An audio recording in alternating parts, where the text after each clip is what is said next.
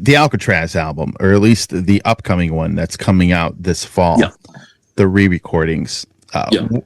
Prior Convictions, it's called. Prior Convictions. Yeah. The reception for you recording a couple of the older songs that they had recorded many years ago.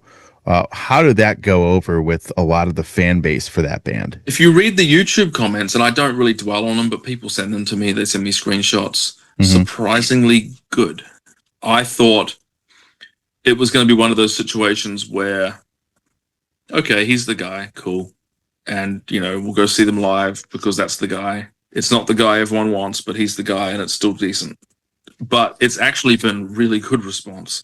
Better than we had with Doogie, which is nothing against Doogie. It just seems like I'm getting those songs closer to the, how they were originally. I mean, we've done 9.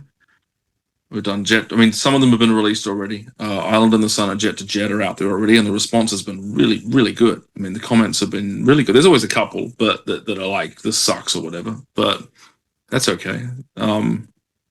So I'm really, really surprised with the response, and we didn't re-record these to replace the original versions. It's basically in lieu of a live record. Everyone kept going, not everyone, but a lot of people were saying to me on the last American tour, do a live record with this band now. This version of the band's really like happening.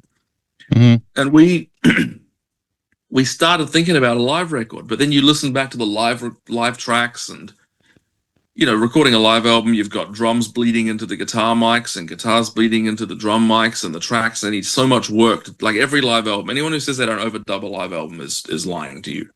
Because the ones that don't, the live albums, that's why they sound like bootlegs. You always need to do some sort of work to mix it or to do some sort of engineering on a live record. And usually overdubs are needed. So we just listened to the live recordings and we thought, why don't we just, instead of like faking it, because there was nothing wrong with the live performances, but the recordings themselves were just, going to need a bit of work. And I thought, why don't we just cut these songs and pick a few other deeper cuts and just do a re-recordings album to show, not to replace the original versions or not to say that like this is any better or worse than the previous versions, but just to show people this is what the band sound like now. If you come and see Alcatrazz in 2025, this is what we sound, or 2026, this is what we sound like with these people. Yeah. With the 2 originals and then Joe Stump, who's now like been in the band longer than any other guitar player ever has, by like double. And then me on vocals. This is what Alcatrazz sounds like now. And that also gives us a little bit of cohesion and unity to the catalog, because you have the first 3 albums all had different guitar players. Yep. There's been 3 singers total in this band, including me. There's been a lot of people coming and going, and also the last 3 records I feel have really defined what Alcatrazz sound and style is. So to go back and do the old stuff from the 80s with the guitar player that's been in the band now since 2019, the longest, and to do it with the engineering and production and mix kind of sound, style, and attitude that we've had on the last 3 albums, it's just a nice way to tie together the old stuff and bring it into what the band is doing now sonically, and also to show people what they're going to hear on stage. Because when you're on stage performing and you go down to the merch table, okay, where can I buy these songs with that guy? Well, these were recorded with Yngwie Malmsteen, not Joe. This is off the song you're talking about was off the first album. So just to have new versions of older songs to represent the band live, and so the band can also have, hey, this is us doing these songs now.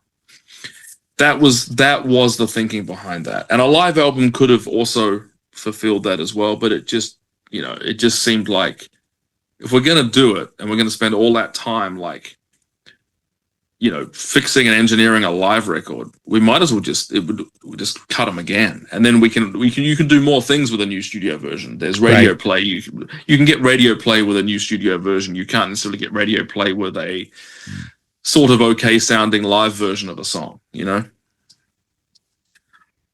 So that's kind of the motivation behind all that. Sure. So that comes out, you said November 7th, correct? November 7th, just in time for our fairly extensive European tour. Hey, it's Tony here from the Metal Command Show. I want to thank you for watching this portion of the program. Since 1998, I have hosted the show, which started off as a radio program and is now into the podcast format. So I want to thank you for watching and or listening. And if you want to support the program, hit the subscribe button, hit that little bell to be notified anytime I do post any content. A lot of you have been supporting the show and really, really helping this show grow, and I cannot do it without all of you. So with that said, thanks for watching. Stay metal.